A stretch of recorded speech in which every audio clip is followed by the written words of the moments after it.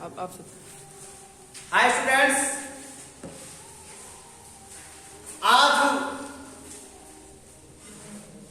गणतंत्र दिवस के शुभ अवसर पर आप सभी विद्यार्थियों को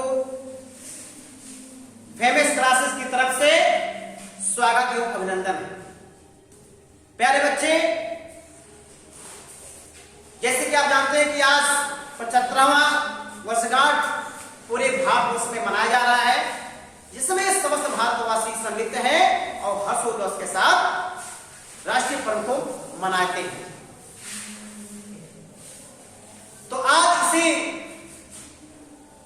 गणतंत्र दिवस के शुभ अवसर पर मैं हाई स्कूल के वास्तविक संख्या से उन प्रश्न को लेकर आया हूं जो प्रत्येक वर्ष बोर्ड परीक्षा में पूछता है।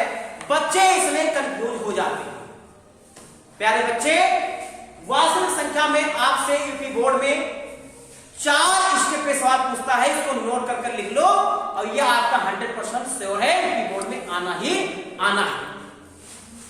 बच्चे, पहले फर्स्ट आपका यूक्लिड विभाजन परिमेयिका से एक्सेप पूछता है।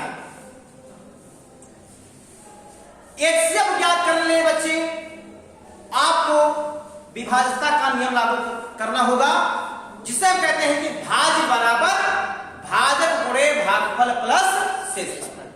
बच्चे, इस प्रथम जो भी दो संख्याएं आपकी 3 संख्याएं दी रहेंगी, उनका फसाना हम भाग विधि से पहले एचसीएफ को ज्ञात करेंगे और जब भाग विधि अपनाएंगे, इसके बाद हम स्टेप पे आएंगे। जहां पर शेषफल शून्य नहीं होगा, फिर अगले स्टेप पे जाएंगे। वहां पर शेषफल शून्य नहीं होगा, फिर अगले स्टेप पे जाएंगे। ऐसे कई स्टेप का प्रयोग करना पड़ता है इसमें।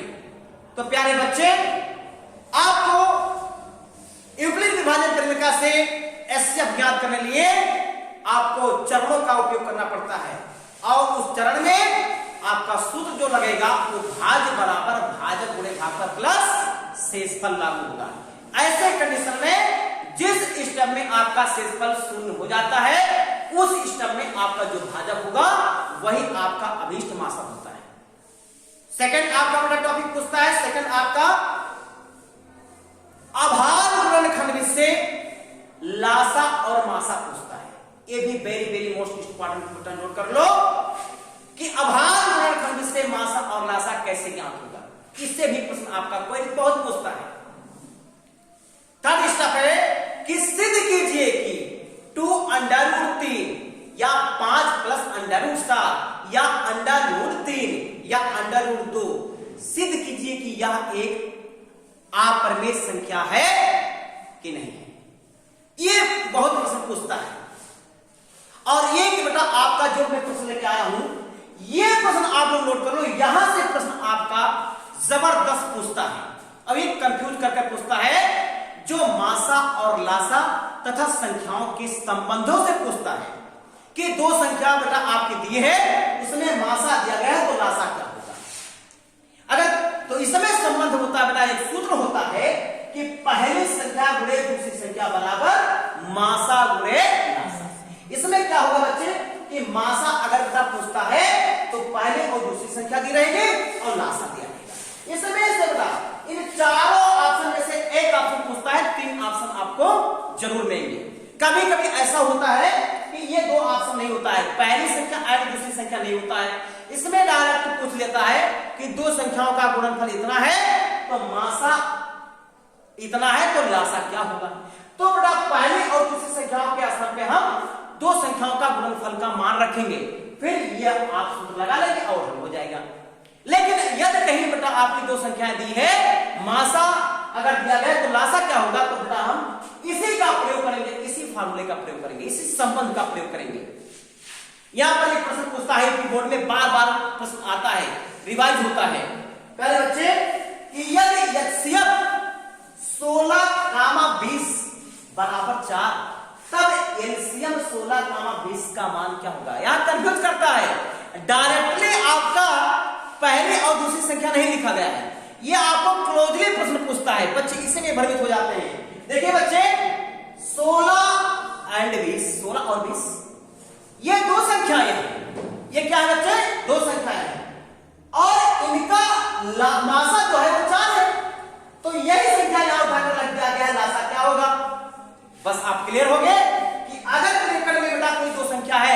वो पहली और दूसरी संख्या मानी जाती है।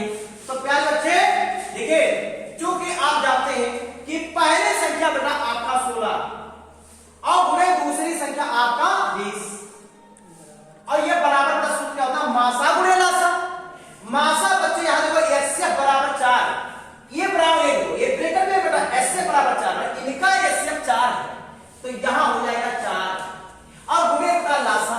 तो लासा को हम मान लो बेटा कोई चर, ऐसे मान लो, वाई मान लो, जेड मान लो। अब देखिए बेटा, तो ये हो जाएगा 16 गुणे 20 बराबर 40। अब देखिए बच्चे, 4x को आप बेटा लेफ्ट में कर लो और 16 गुणे 20 को आप राइट में कर लो। 16 गुणे 20 को राइट में कर लो। अब आपको मासा क्या करना है? तो सॉरी लासा, तो लासा को आप x मान लिए हो, तो ये अपने स्थान पे रोक लीजिए। जो चर राशि होता है, जिसको ज्ञात करना होता है, वो अपने स्थान पे उसको रोक लीजिए। अगर डॉट गुणनखंड है बेटा, तो इसके अगले वाली संख्या जो गुणांक होता है वो तुरंत भाग कर देगा। तो x बराबर क्या हो जाएगा बच्चे? 16 गुणे 20 और 4 क्या करेगा? भाग करेगा, तो हो जाएगा अपान बेटा हो जाएगा 4 बटा 4 हो गया। अब देखिए 16 गुणे 20 बटा 4, अब 4 दोनों संख्याओं को कैंसिल कर सकता है, 4 एकम 4 और 4 पंचे 20।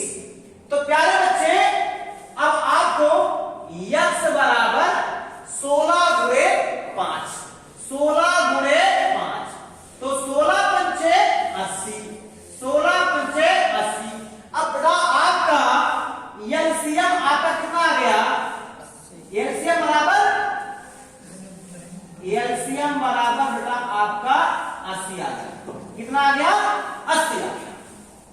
तो इसी बेटा फार्मूले का प्रयोग करेंगे और यहां से आपका एक प्रश्न आना ही आना है, ये कन्फर्म करके नोट कर लीजिए। धन्यवाद।